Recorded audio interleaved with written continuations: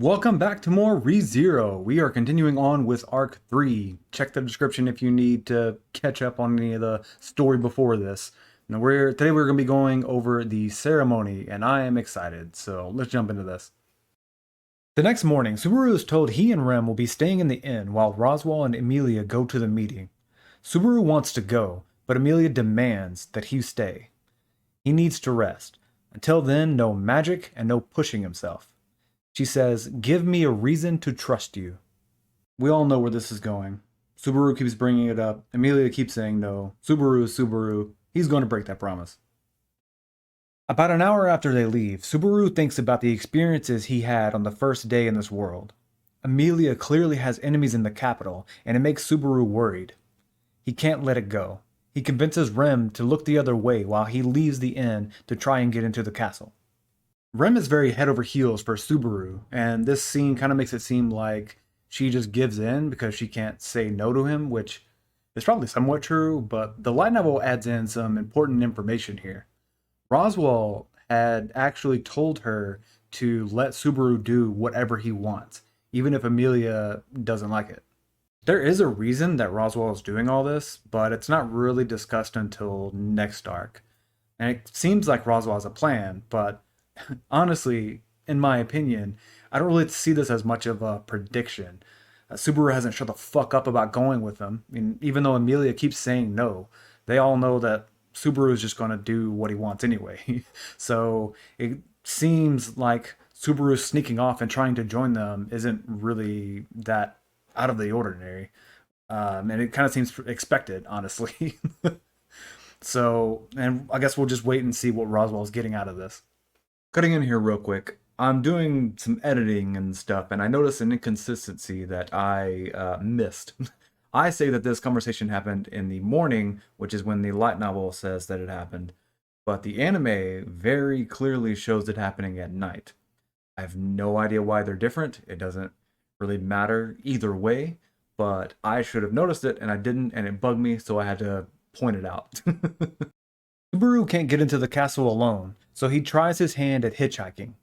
Almost immediately, an extravagant dragon carriage pulls up. The woman from yesterday and Al sit inside. Whether coincidence or fate, Subaru accepts the ride. Al introduces the woman as Priscilla Bariel, one of the candidates to the throne. She states that the only reason she picked him up is because he will make things interesting at the castle. The world is designed to operate in a way that works best for me. It is only a matter of choosing whether something amuses me or not. Please excuse my butchering of any names. I'm doing my best, okay? Okay, there are so many differences between each version. That was the anime version, so let's go ahead and talk about the light novel version. Since Subaru met Rom yesterday, he decides to go to the Apple Store guy to get a message to Rom to let him know that Reinhardt is at the castle today and he's going to try to sneak in and find out something, and he'll give a message whenever he figures something out. He gets to the stand, but before he could talk to the merchant, he gets interrupted by Al. Priscilla had overheard them talking the day before and recognized Emilia whenever she came up. So she figured that he would try to get into the castle, but would go and talk to the merchant first. So she had Al wait by the merchant to basically get Subaru so that she could take him to the castle, all for her amusement. We learned a bit more about Al's character. He is a warrior and like twice the age of Subaru, but he comes off very carefree, I guess would be the word to use. He can be serious, but for the most part, he just kind of jokes around and says whatever the hell he wants. At worst, he kind of comes off as passive aggressive sometimes. At this point, Subaru ends up in the carriage, just like in the anime, but the conversation is very different. Priscilla pretty much just outright threatens him. She says that she could just kidnap him and then try to force Emilia to drop out of the race. Or she could just kill him and send his head to her. It's one of those joking but not joking kind of situations. Like, she's probably not going to do all of that, but at the same time, it's not out of the question. And this just kind of shows how sadistic she can be, because she's already decided that taking him with her will be more entertaining. So that's what she's going to do. But Subaru doesn't know that until after the fact. She's just saying all of this to fuck with him mentally. Okay, this is one of the biggest differences, and it's so frustrating to see it not put in the anime. Al tells Subaru that he is from another world. And I don't mean that he hints at it. I mean he straight out tells him that he was summoned here 18 years ago when he was about Subaru's age. Priscilla says that it happens every now and then that someone will claim to be from beyond the Great Waterfall, which is off of their maps of the world. And most of the time they're just dismissed. But she believes Al to some extent. It's not really clear how much she believes him, but at best she's not dismissing it. So there it is possible that there are other people that have been summoned to this world. Al says that he doesn't know how he got here or who brought him here. He's just been trying to survive. And the fact that he's missing an arm kind of shows that he hasn't had an easy life. But this is such a huge revelation. And it's frustrating to see the anime decide to leave it out because it seems like some pretty important shit to me. But I guess the anime just decided that this wasn't important to include, so I wouldn't expect to see the anime include anything about any of this at any point going forward, unfortunately. One thing I did notice though is that the hands didn't activate. They were openly talking about coming from another world, and yet there was no punishment for it. And then I realized I think the only time that the hands have actually activated is when he talks about return by death. Subaru could probably talk about being summoned without an issue. I mean, no one's going to believe him, but he could do it all day. In fact, in the first arc, he says that he is from the east, even though there is nothing to the east. And Emilia just dismisses it, but nothing happens. And I think this comes up again in a later arc too, but we'll talk about that when we talk about it. And so I'm kind of wondering whether if he could like talk to Emilia or Rem and see if they would believe him. I don't know, just a thought. They get to the castle and enter a large room full of people. To one side, the knights of the royal guard. To the other, high-ranked officials and nobles. Emilia sees Subaru and is crushed. Neither know what to say. Before Subaru can explain, the event starts. Everyone takes their place as the wise men walk to the front. These are the men that are currently in charge of the kingdom. Subaru and Al stand with the guards, where he sees a lot of familiar faces. Reinhardt, Felix, and Julius. Alright, I'm just going to do a real quick introduction for the 4 candidates we have right here, and I'll do a longer introduction later. I'm just going to use the English dub pronunciations for the names, just so it's easier for me. So right now we have Emilia, Priscilla, Cruce, and Anastasia. There's a little bit more back and forth between Priscilla and Roswaal in the light novel, and she does end up saying that the only reason that she brought Subaru along is because Al asked her to, and that's probably the real reason, but given everything else that we've seen, it's hard to know for sure. I mean, she's not exactly one to be straightforward about her motives. Due to all the memes, I have to point out that Felix is a guy. And in the light novel, Cruce confirms this because she has seen his dick. Not a joke.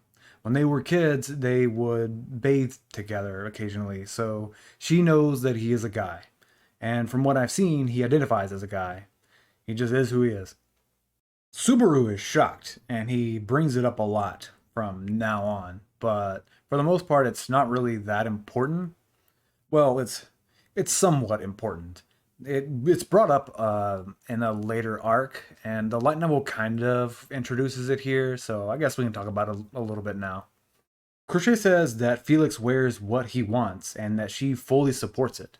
She says, "One should be attired in a manner that makes one's soul shine the brightest." Basically, wear whatever makes you happy. That's why she wears a suit instead of a dress like the other candidates. 4 women stand at the front, facing the wise men. 4 candidates to the throne. The wise men begin to go over the royal selection and the prophecy, but are cut off. The candidates already know about the selection, and half of them are wanting to skip the long-winded speeches. Reinhardt is called to the front to make an announcement. He has found the last candidate, the one he will be supporting. The doors open, and Felt walks in. That's why she was taken back in the first arc. The insignia lights up whenever a chosen one is holding it, so it was glowing whenever she was handing it back. Reinhardt figures out what's going on and kidnaps her. She may be wearing fancier clothes, but Felt's personality hasn't changed. She lets Reinhardt know that she is not happy about being dragged here without any information. Seeing Subaru, she also lets him know that she's happy to see him. Afterwards, she walks to the front and proves her candidacy by using the insignia, but says she has no interest in the royal selection. So all of them end up showing their insignia, and they're all different colors.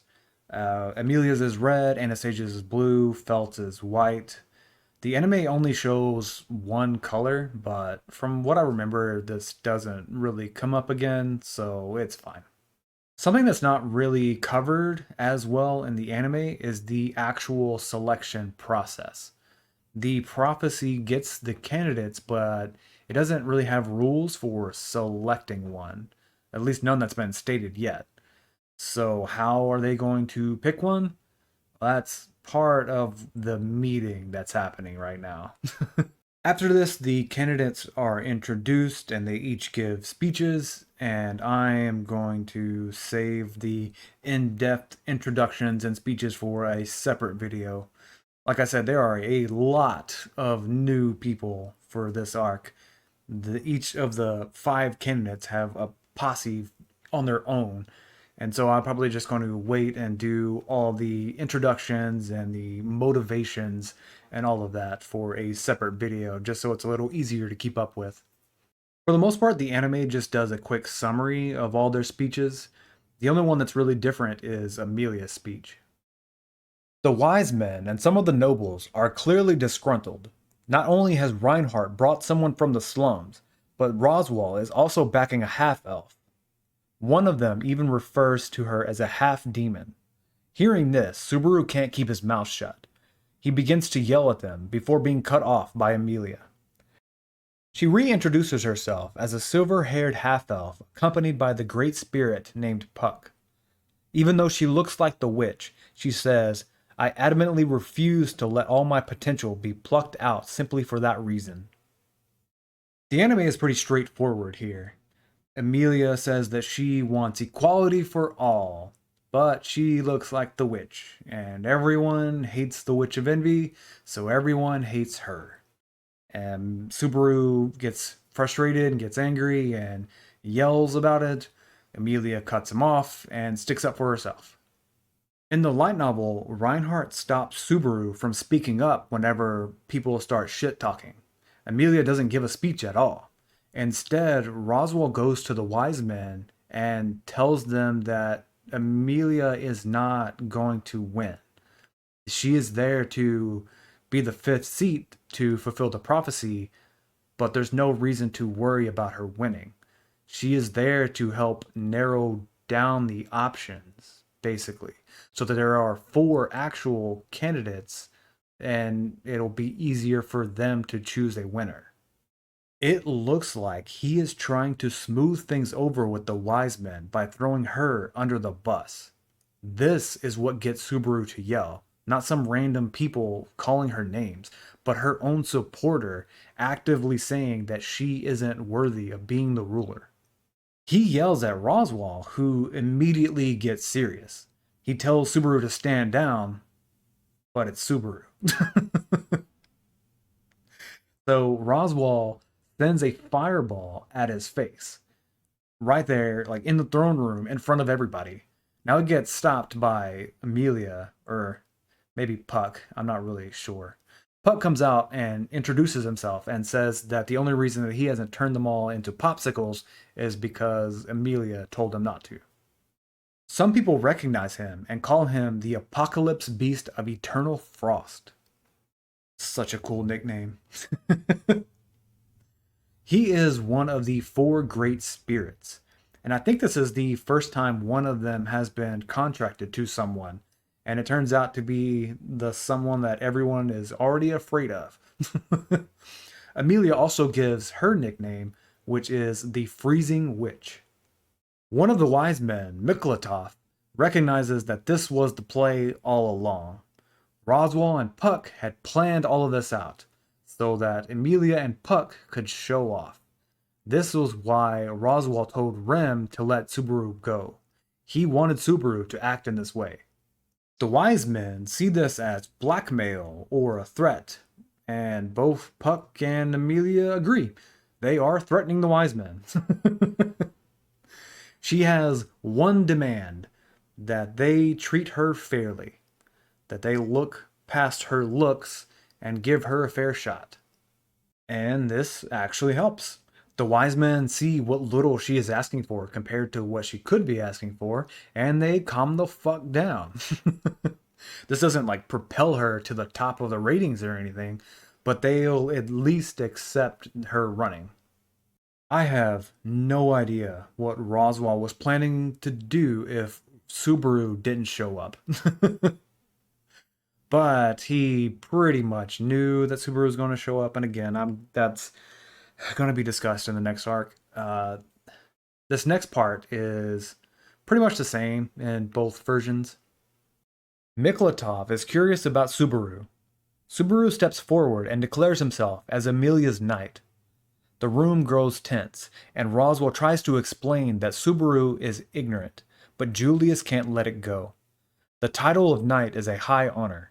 It takes hard work, determination, resolve, and the strength to protect, traits that he does not see in Subaru. So to declare himself a knight is a disgrace to the title and their hard work. Subaru even admits to his weakness in all of those areas, but he still won't back down. He will make Amelia the ruler. Weakness is something to feel shame, not pride about. Julius refuses to acknowledge him as a knight and ends the conversation. In the light novel, he doesn't acknowledge Al either, but Al is very adamant about not being a knight, so he doesn't really give a shit. He says that he's more of a mercenary anyway, so being told that he's not a knight really isn't an insult to him. Miklatov compliments Subaru. Surprisingly, his outburst helped to calm everyone's fear of Amelia. But Amelia coldly replies that Subaru is not with her, so he is asked to leave. Everyone sees Amelia as an outcast and thinks that she should be. By speaking up, he showed them that she is capable of at least getting some support. You could probably point at Roswaal, but I think that they would probably see him as having some ulterior motives. Meanwhile, Subaru very clearly is 100% on her side. Subaru gets taken to a waiting room. Shortly after, smoke fills the throne room. Someone grabs Felt and starts to run off. Reinhardt swings his sword, and the smoke immediately clears, revealing Rom, who is carrying Felt. He is surrounded by knights and brought to the ground. The commander says he will be put to death. Felt objects, but she has no authority since she has renounced her candidacy. She gives in and agrees to the royal selection, and Rom is set free. Alright, let's look at the light novel, because I think it did a better job for this section. Subaru is taken to the waiting room, but on the way they pass by Rom, who's being dragged to the throne room. He had told the apple guy that Felt was probably at the castle, so Rom was on his way to try to get Felt, but he got caught. So the guards are taking him to the commander in the throne room so that he can decide what to do. While he's being dragged, Rom is just yelling and name-calling the entire time. Subaru tries to speak up, but Rom just starts yelling at him too. It's pretty obvious that if Subaru says he knows Rom, then he is going to end up being accused of helping the intruder. So Rom cuts that shit off before any problem comes up and treats him the same as he does the guards. It's a good idea, and it ends up adding salt to the wound for Subaru. He wanted to help Amelia, but it backfired from his perspective, and she rejects him.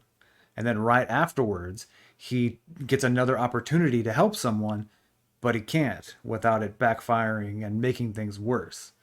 Rom rejects his help right after Emilia had just rejected his help, and it's just another hit to Subaru's ego. Once Rom gets to the throne room, it's pretty much the same as the anime.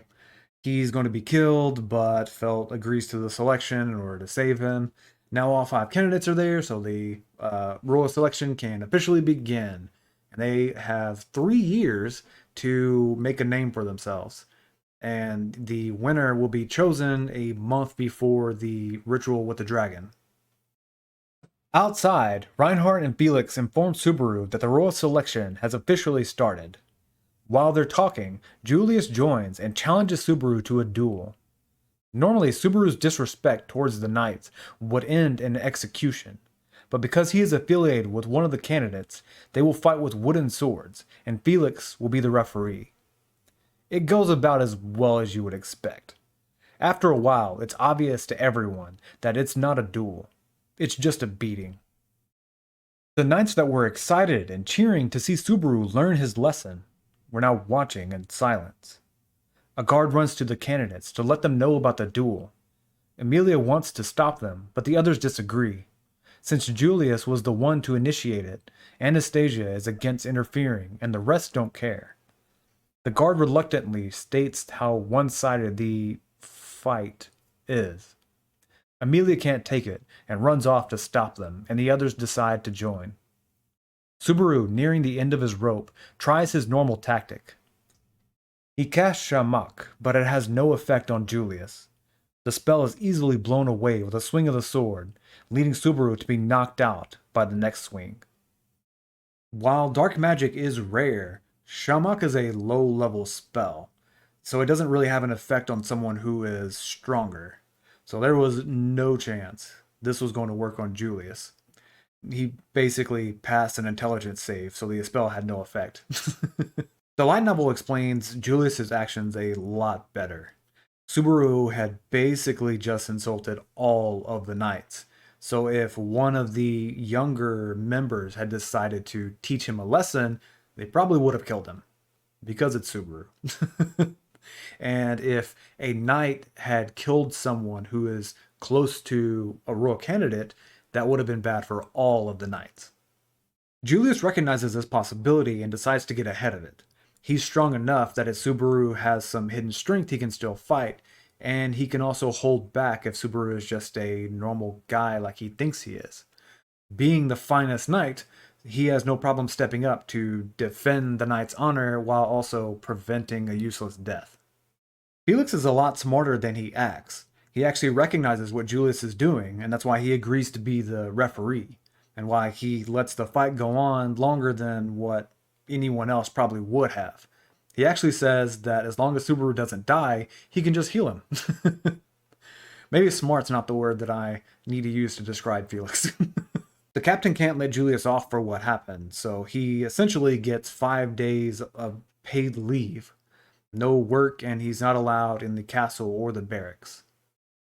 Subaru wakes up in a bed back at the inn. Emilia sits beside him, and they have a serious talk. At first, Emilia is optimistic. There's always been a good reason for Subaru's actions. Even if she disagreed with his recklessness, he's always had a good reason. But not this time. Subaru fought Julius because he wanted to get back at him.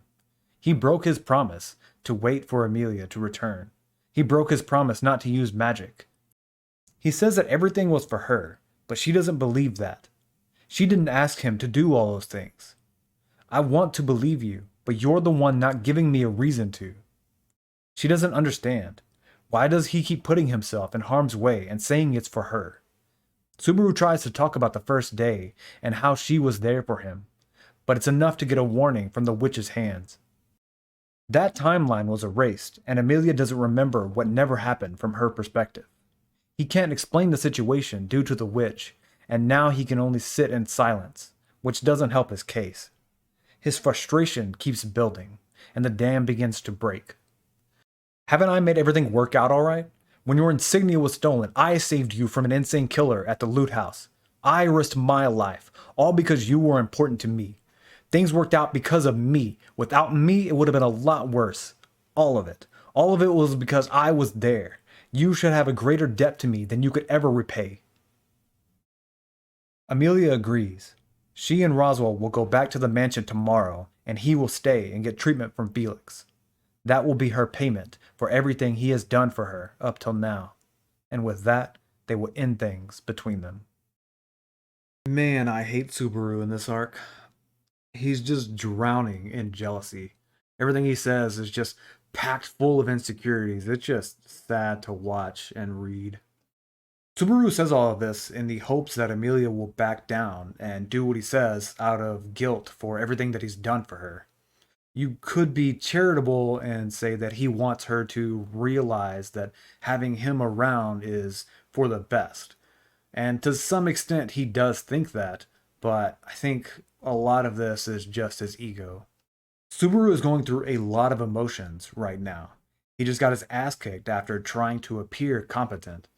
He brings up his accomplishments, and honestly, there's some merit for him being proud of what he's done. But now his confidence from that is mixing with his negative emotions, and it's just not going well for him. I do want to talk about Amelia's perspective here. Given everything that she says and how she acts, I don't think that she is bothered by Subaru breaking his promises. That's probably a bad way to put it. She is bothered by it, but there's something else that she is more concerned about. The way she sees it, Subaru will literally kill himself in order to help her, which is 100% accurate. But that's not what she wants. She doesn't want someone to get hurt because of her. So she sees getting him help with his gait and pushing him away as the best option, because otherwise he is going to get himself hurt. That's why most of her questions are about why he does what he does. She is trying to figure out how to fix his suicidal tendencies. And she does bring up his breaking promises. It's just not the focus for her. Emilia also throws her cloak at Subaru. It's the magic one that hides her identity and explains why he has it later. Alright, this is a good place to stop. Come back next time to see the consequences of Subaru's decisions as we spiral into darkness. See ya!